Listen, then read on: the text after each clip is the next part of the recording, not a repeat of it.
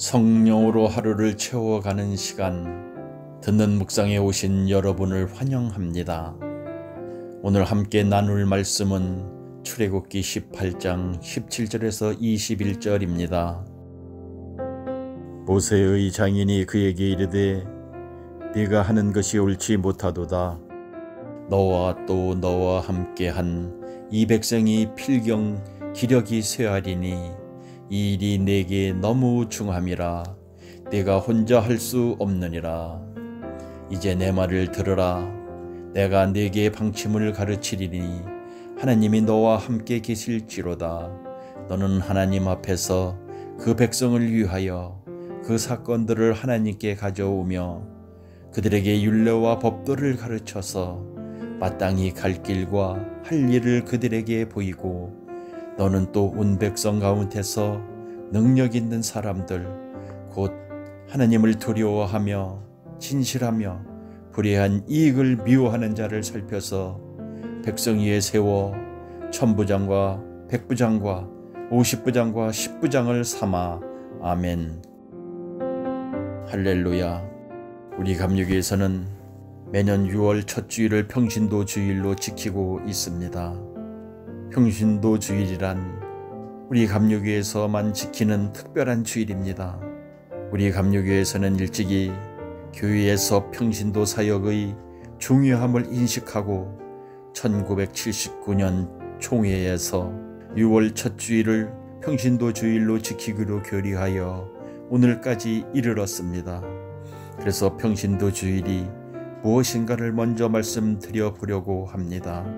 감리교회는 평신도의 중요성을 크게 강조하는 교단입니다. 본래 평신도란 헬라어로 라이코스라고 하는데 백성을 뜻합니다. 하나님의 백성 즉 성도, 평신도를 의미합니다. 하나님은 오늘도 하나님의 백성인 평신도들을 부르십니다. 쓰시려고, 사용하시려고 계획하십니다. 교회 안에는 99% 이상의 평신도가 있습니다. 그런 의미에서 세상의 교회를 알리는 일에 있어서 평신도들의 역량이 더 크고 중요하다는 것입니다. 평신도들이 세상의 소금이요 세상의 빛이 되어 맡겨진 역할을 다할 때 교회의 존재가 분명히 드러나게 될 것입니다. 우리 교회에도 이런 평신도가 많이 필요합니다.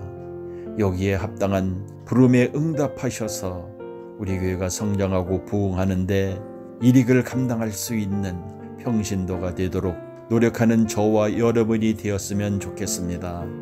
오늘 본문의 말씀에 첫째로 내가 누구의 부름을 받았느냐가 중요합니다.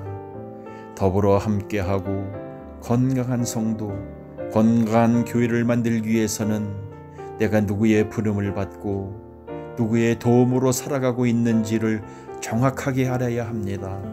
우리는 누구의 부름을 받았습니까?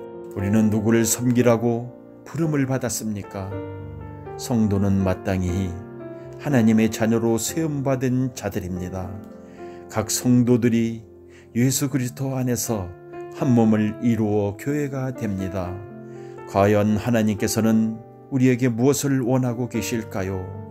우리가 부름을 받은 곳이 우리 교회라고 한다면 우리 교회에서 성도들을 섬기고 이웃을 섬기고 교회를 섬기기를 원하고 계실 것입니다. 본문 21절에 말씀합니다.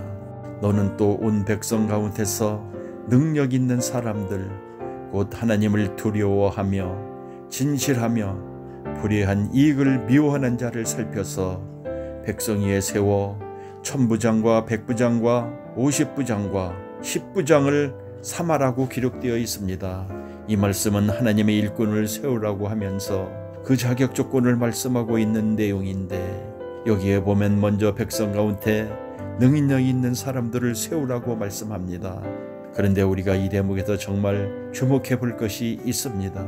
그게 뭐냐면 능력 있는 사람을 세우라고 하면서 그 능력 있는 사람이 어떤 사람이냐 하는 것인데, 오늘 말씀에서는 그것을 세 가지로 말씀하고 있습니다.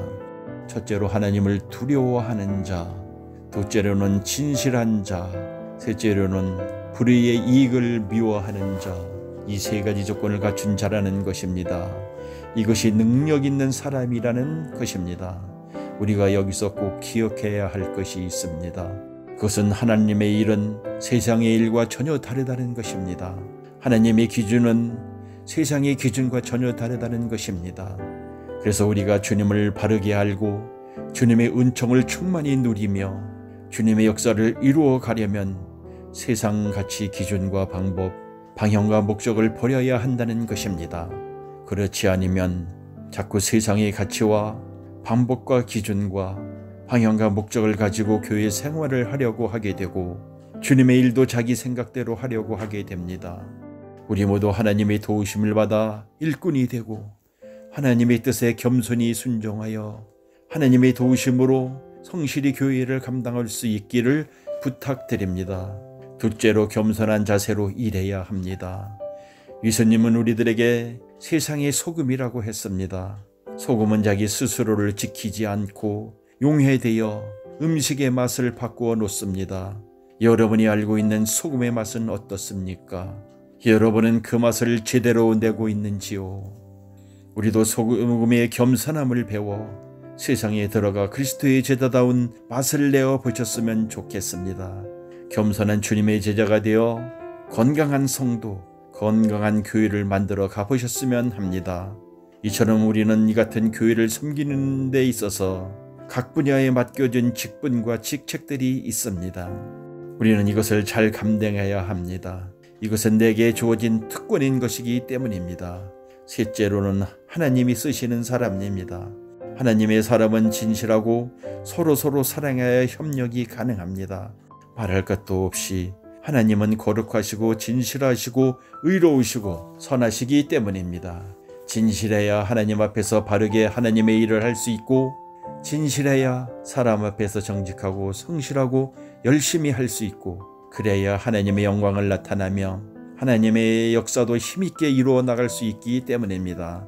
우리 교회 성도들도 진실하고 사랑으로 협력하여 하나님께서 쓰시는 사람들이 되시기를 바랍니다. 하나님께서 쓰실 정도가 아니라 아주 귀히 쓰임받는 일꾼들이 되시기를 바랍니다. 하나님 앞에 귀히 쓰임받는 것처럼 보람되고 감격스러운 일은 없을 것입니다. 반대로 하나님 앞에서 쓰임을 받지 못하고 인생을 마치는 것만큼 억울하고 속상한 일은 없을 것입니다. 교회는 여러 부서가 있습니다. 책임을 맡은 장로, 권사, 집사 등 평신도들이 많이 있습니다. 우리 모두 서로가 짐을 잘 나누어진다면 건강한 교회를 만들 수 있다고 봅니다. 자신에게 주어진 은사대로 교회를 섬기는 일에 최선을 다해 보셨으면 좋겠습니다.